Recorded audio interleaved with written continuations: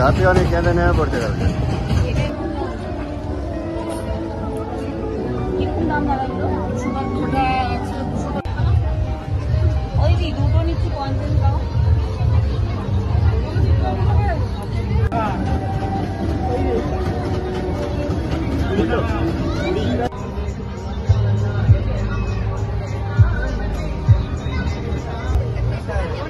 Green green good morning everyone, আমি সৌমিলি। আমার নতুন একটি ব্লগে আপনাদের স্বাগত। কি জায়গাটা চেনা চেনা লাগছে?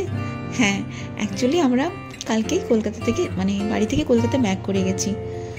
সামনেই জানেন তো জামাই ষষ্ঠী আছে, তো জামাই ষষ্ঠী পর্যন্তই আমাদের থাকার কথা ছিল। এই সপ্তাহে শুভঙ্কর দেখা করতে গিয়ে হঠাৎই ডিসাইড করলো যে না, জামাই ষষ্ঠীতে ওর অফিসের ছুটি পাবে না, আসতে পারবে না। তো যখন আসতে পারবেই না, তখন আমরাও যেন ওর সাথে চলে আসি, কারণ এখানে ও একা থাকে, তো খাওয়া দাওয়ারও ভীষণ অসুবিধা হয়। এই জায়গাটা থেকে সামনাসামনি খাওয়ার দোকান খুব একটা ভালো নেই, অনেকটা দূরে যেতে হয়। তো তারপর ভাবলাম যে ঠিক আছে, তাহলে চলেই যাই। সেই কথা মতোই আমরা এখানে ব্যাক করে গেছি। আজকে সোমবার সকালবেলা ও অফিসে যাবে। সামনের বাজার থেকে টুকিটাকি বাজার করে নিয়ে এসেছে। তো ভাবছি আজকে বানাবো রুই পোস্ত। রুই মাছটা খুব একটা বড়ও না, বাট তাও আজকে রুই পোস্তই বানাবো। মনে মনে যখন ডিসাইড করেছি, তাই ভাবলাম রুই পোস্ত বানাই। মাছ আমি অলরেডি নুন হলুদ মাখিয়ে ভাজতে বসিয়ে দিয়েছি, আর পেঁয়াজ একটা ছোটো ছোটো টুকরো করে কেটে নিয়েছি, তার সাথে একটা টমেটো আমি পিউরি বানিয়ে নিয়েছি। আর এখানে আমি 4 চামচ পোস্ত নিয়েছি, তার সাথে 6টা কাজু দিয়ে আমি ব্লেন্ড করে নিয়েছি। এরপর যেই কড়াইতে আমি মাছ ভেজেছিলাম, সেই তেলের মধ্যে আমি কালো জিরে ফোড়ন দিয়েছি। এবার পেঁয়াজ কুচিটা অ্যাড করলাম। পেঁয়াজটা গোল্ডেন ব্রাউন ভাজা হয়ে গেলে তারপর আমি অ্যাড করব যে টমেটো পিউরিটা বানিয়ে রেখেছি। তারপর তার মধ্যে অ্যাড করেছি আমি সামান্য পরিমাণে হলুদ গুঁড়ো, সামান্য পরিমাণে লঙ্কার গুঁড়ো। লঙ্কার গুঁড়োটা অপশনাল, আমি কালারের জন্য দিয়েছি। আপনারা চাইলে ওই পোস্তর মধ্যে কাঁচা লঙ্কা দিয়েও ব্লেন্ড করতে পারেন। তারপর এখানে ভালো করে আমি কষিয়ে নেব যতক্ষণ না পর্যন্ত তেল ছেড়ে আসে, কারণ দেখবেন টমেটোর একটা কাঁচা ফ্লেভার থাকে, তো সেটা যেন চলে যায়। তারপর আমি এখানে অ্যাড করব যেই পোস্তর পেস্টটা আমি বানিয়ে রেখেছি সেটা। এখানে আমি লবণ অ্যাড করে দিয়েছি। এরপর ভালোভাবে কষিয়ে নেব যতক্ষণ না পর্যন্ত তেল ছেড়ে যায়। যেহেতু পোস্ত দেখবেন বেশি সময় লাগবে না, 2-1 মিনিট কষাতে কষাতেই তেল ছাড়তে শুরু করে দিয়েছে। এই দেখুন, অলরেডি তেল ছাড়তে শুরু করে দিয়েছে। এর মধ্যে আমি অ্যাড করে দেব গরম জল। আপনারা চাইলে নর্মাল ওয়াটারও ইউজ করতে পারেন, আমি গরম জল ইউজ করি। আমি আগেও অনেকবার বলেছি, গ্যাস তাতে আমার মনে হয় যেন কম খরচ হয় আর খাবারও সুস্বাদু হয়। তারপর আমি অ্যাড করে দিলাম ভাজা মাছগুলো। এরপর আর বেশি টাইম লাগবে না, 5-7 মিনিট মতো লো আঁচে আমি ঢেকে রেখে দেব। আর এই দেখুন, আমার রুই পোস্ত একদম রেডি। আর বানিয়েছিলাম মাছের ডিমের বড়া। মাছের ডিমের বড়ার রেসিপিটা একদিন আপনাদের দেবো, একটু আলাদা রকমভাবে বানাই আমি। খেতে তো ভালোই হয়েছিল। আর বানিয়েছিলাম মেয়ের জন্য সবজি দিয়ে মাছের ঝোল। আর এই যে আমার দুপুরের লাঞ্চ, এটা দিয়ে দুপুরের লাঞ্চ আমি সেরে নিলাম। তারপর বিকেলবেলা মেয়ে ঘুম থেকে উঠে দেখেই মেয়ের বায়না ছিল যে মেয়ে আজকে মেলা দেখতে যাবে। আগেরবার আপনাদের একদিন দেখিয়েছিলাম যে পাটুলিতে একটা মেলা বসেছে, ওই সেম জায়গাতেই মেলা বসেছে, কিন্তু দোকানদানিগুলো আলাদা এবং দোকানদানি অনেক কম বসেছে এবারে। অ্যাকচুয়ালি আগের বারে 1 মাসের মতো মেলাটা ছিল, বাট এতবার বৃষ্টি হয়েছিল, বৃষ্টির জলে প্রায় ভেসে যাওয়ার মতো অবস্থা মাঠঘাট। এবারে দেখছি সেই জন্য দেখুন আলাদা রকমের ব্যবস্থা করেছে, পাটার ওপরে উঁচু করে করে দোকানগুলো বসিয়েছে। সেই জন্য দোকানের সংখ্যা এবারে খুব কম, বাট খুব ভালো ভালো দোকান এসেছে। যারা আপনারা পাটুলির আশেপাশে থাকেন তারা এসে দেখতে পারেন, আশা করি সবার ভালো লাগবে। আর আমার মেয়ে কি জানি মেলার নাম শুনলেই ওর খুব এক্সাইটেড হয়, যেতে ওর ভালো লাগে, মেলায় ঘুরতে ভালো লাগে, মেলায় যে রাইডসগুলো আসে ওতে ওর চড়তে ভালো লাগে। এবারে দেখলাম অনেক বড় বড় দোকান এসেছে, জামা কাপড়েরও দোকান এসেছে। তারপর এই যে এখানে একটা ফার্নিচার দোকান দেখলাম। ফার্নিচার দোকান দেখে এত সুন্দর লাগলো না জিনিসপত্রগুলো, বাট আমার ফ্ল্যাটটা ভীষণই ছোট, সেভাবে রাখার জায়গা নেই। আর আমি একটু ফ্ল্যাটটা একটু খালি খালি রেখেছি, যাতে মেয়ে না একটু বিছানায় বসে সব সময় নয়, একটু যাতে নিচে নেমে খেলতে পারে। আর এই ফ্ল্যাটটা জানেন তো, যখন নিয়েছিলাম না দেখেই ফ্ল্যাট নিয়েছি, অ্যাকচুয়ালি এই ফ্ল্যাটের নিচে ওর বাবার বন্ধু থাকে, নিচের ফ্ল্যাটটাতেই। তো আমাদেরও হঠাৎ করে এখানে আসা, কলকাতাতে শিফট হওয়া। তো যখন জানতে পারলো, বললো ওপরের ফ্ল্যাটটা খালি আছে, তো তোরা দেখতে পারিস। তো একরকম তড়িঘড়ির মধ্যেই নেওয়া হয়েছিল, না দেখেই শিফট করেছি। আর সেভাবে এখনও ফ্ল্যাট গোছানোও হয়ে ওঠেনি। জিনিস তো কিনতে ইচ্ছে করে, বাট রাখার জায়গার ভীষণ অভাব আমার ফ্ল্যাটে। আর তাছাড়া মেয়ে এখন ছোট, এত জিনিসপত্র মানে এদিক ওদিকে রেখে দিলে ও একটু হাঁটবে, চলবে, খেলবে, সেইটুকু জায়গা পাবে না। সেই জন্য এখন জিনিসপত্র মানে আসবাবপত্রটা খুব কমই কেনার চেষ্টা করি। যখন ভবিষ্যতে কখনো ভালো ফ্ল্যাটে যাব বা নিজের কোনো দিনও যদি ভগবানের কৃপায় ফ্ল্যাট হয়, তখন সেই ফ্ল্যাটে সুন্দর সুন্দর ফার্নিচার রেখে সাজাবো। আর এই যে দেখুন, এখানে প্রচুর দোকান এসেছে। আর এবারে রাইডস, বাচ্চাদের রাইডসগুলো অনেকগুলো বেশি বেশি এসেছে। এর আগের বারে অনেক কম এসেছিলো, এবার ভালো ভালো এসেছিলো। আগের বারে মেয়ে তো 2 দিন 3 দিন মেলা দেখতে গিয়েছিল, এবারেও মেয়ের 2 দিন অলরেডি হয়ে গেল। কিন্তু তারপর মেয়ে নিয়ে গেল রাইডসের কাছে। জিজ্ঞেস করলাম যে চাপবে কি না, তো ওর বাবা বলে একদম চাপিও না, কালকে নাকি চেপে কান্নাকাটি করে নেমে গেছে। তো আজকে অবশ্য যদিও বা বলেও নি নিজের থেকে, এমনি দাঁড়িয়ে দাঁড়িয়ে দেখছিল, বাচ্চাগুলো চেপে মজা করছিল, চাপার কথা বলেনি। তারপরে যে হাত ধরে নিয়ে যাচ্ছে ওই যে খেলনার দোকানে। খেলনার দোকানগুলোতে এত রকমের খেলনা সাজানো থাকে, বাচ্চাদের চোখ মানে ফেরানো খুব দায়। বাট নিয়ে গিয়েছিল, কিন্তু কিছুই কেনেনি। নিয়ে গিয়ে বাড়ির আসবাব মানে বাড়ির যে বাসনপত্র এইসব দেখাচ্ছে। ও অ্যাকচুয়ালি বুঝতেই পারেনি যে এটা ওর মানে ওর খেলনার জিনিস নয়।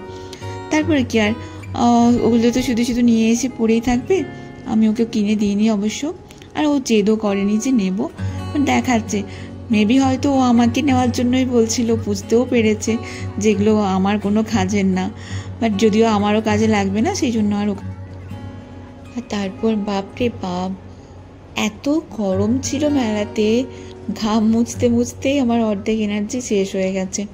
অ্যাকচুয়ালি চারিদিকটা তো একদম ঘেরা হয়ে গেছে, মাঠটা অনেক বড় খোলা মাঠ, কিন্তু ওই যে দোকান বসেছে পরপর একদম পুরো চারিদিকটা ঘেরা, তো সেরকম হাওয়া বাতাস তো একদমই ঢুকছে না, সেই জন্য ভীষণ গরম।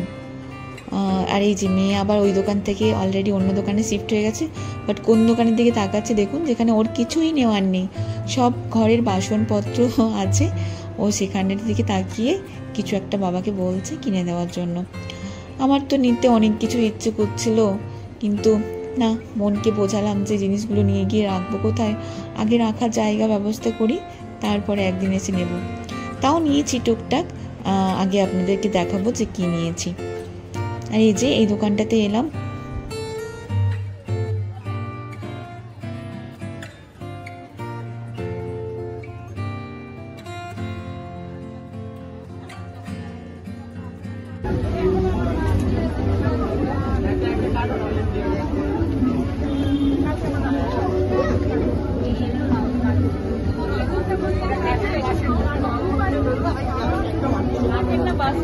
কাঠের কাঠের বাঁশের আছে, বাঁশের না, বাঁশেরটা ভালো।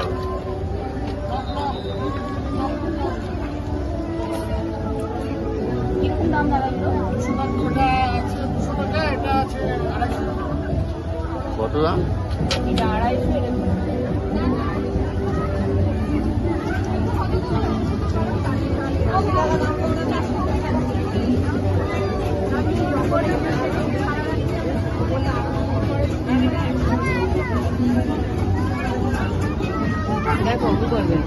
অনেক দাম। ওই দুটো নিচ্ছি 50 টাকা।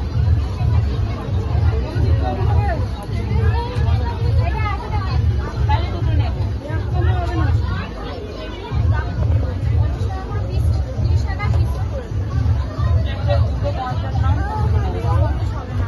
তোমাদের বাজেটের জন্য আমরা এরকম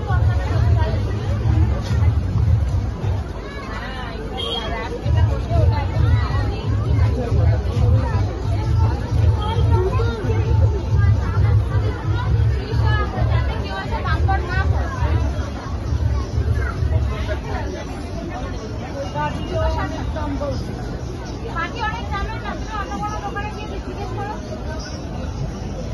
আমার দাম তারপরে এই যে অ্যাকচুয়ালি কি হয়েছে জানেন তো, এখানে আমার পাশে একজন ভদ্রমহিলা দাঁড়িয়েছিলেন, তো আমি নিচ্ছিলাম বাটি। তো উনি দাম শুনে বললেন এখানে প্রচুর দাম, সেই নিয়ে দোকানদারের মানে একটু অপস্তুতে পড়ে গেছে, বলে আমাদের এখানে অনেক কম দাম, যদি বেশি দাম হয় তাহলে আপনারা অন্য জায়গায় গিয়ে দেখতে পারেন।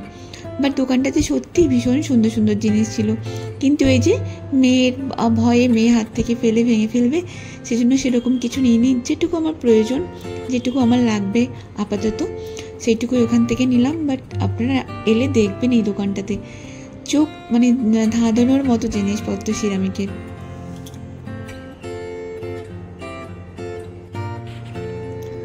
এই যে একটা ছিল তন্দুরি টি স্টল, তো ওর বাবার সারা মেলা জুড়ে কোনো কিছু কেনারও ছিল না, কিছু খাওয়ারও ছিল না, বেচারা গেল তন্দুরি টি স্টলে চা খাবে। বাট আনফর্চুনেটলি ওনাদের কাছে মানে অনলাইন পের অপশন ছিল না। ওর বাবা মেলাতে ঢোকার আগেই আমাকে বলেছিল চলো দাঁড়িয়ে যাই, এটিএম থেকে টাকা তুলে নিয়ে যাব। আমি বললাম যে এখন সব দোকানেই প্রায় ফোনপে করা যায়, চলো মেলাতেই ঢুকে যায়, আবার এটিএমে গেলে ওই দাঁড়িয়ে থাকতে হয় বাইরে, খুব খারাপ লাগে। বাট বেচারা খেতেই পেলো না, আর আমি তো পার্স নিয়ে যেতেই ভুলে গেছি, আমারও দোষ সেটা। বাড়ির বাইরে বেরিয়েছি অথচ হাতে পার্স নিয়ে যাইনি। তারপরে দেখলাম একটা মকটেলের দোকান বসেছিল, বাট আমরা তো কিছুই খাইনি, শুধুই দেখলাম, ঘুরলাম আর চলে এলাম। আর আজকে তো যেহেতু মানে মানডে, তো ভিড় একটা খুব একটা ছিল না। আগের বার বাবা মেলাতে সানডেতে এসেছিলাম, এত ভিড় ছিল মানে বলার নয়, মানে বেরিয়ে যেতে বাধ্য হয়েছিলাম। ওখানে কিন্তু একটা নবদ্বীপের ক্ষীর দইয়েরও দোকান এসেছে, আপনারা যারা পাটুলির আশেপাশে আছেন তারা অবশ্যই আসবেন। আর এই যে একটা বাচ্চাদের রাইড দেখলাম, এটা খুব ভালো লেগেছে, কিন্তু মেয়ে খুবই ছোট, তো এটা হাত দিয়ে মানে ঘোরাতে হচ্ছিল, তো ও তো এখন পারবে না, তাই ও দাঁড়িয়ে দাঁড়িয়ে দেখছিল, দাদা দিদিরা সব এনজয় করছে। তারপর ওখান থেকে বেরিয়ে একটু মেলাটা ঘোরাঘুরি করে তারপর বাড়ি ফিরলাম। বাড়ি ফিরে আর কি, আবার সেই রাতের রান্না বান্না, খাওয়া দাওয়া, ঘুমানো।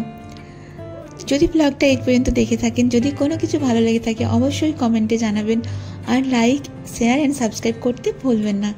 দেখা হচ্ছে পরের একটি ব্লগে, ততক্ষণ ভালো থাকবেন, সুস্থ